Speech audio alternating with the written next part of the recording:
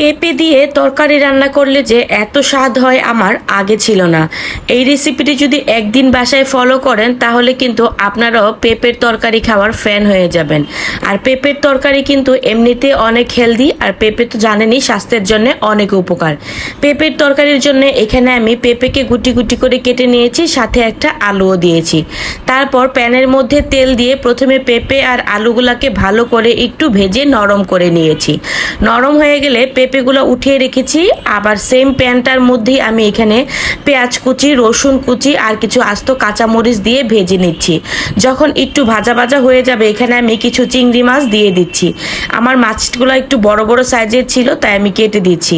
তারপর অল্প পরিমাণে হলুদ, মরিচ, ধনের গুঁড়া দিয়ে আমি আবারও মাছগুলোর সাথে ভালো করে মিশিয়ে নিয়েছি।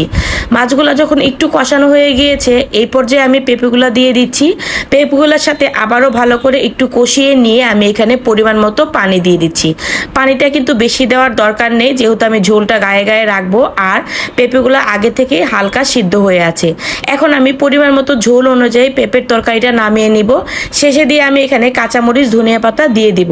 বাসায় কিন্তু অবশ্যই একবার এই পেঁপের তরকারিটা ট্রাই করবেন। এটা স্বাস্থ্যের জন্য অনেক ভালো আর খেতে কিন্তু অসম্ভব মজা। সবাই ভালো থাকবেন, সুস্থ থাকবেন। আল্লাহ হাফেজ।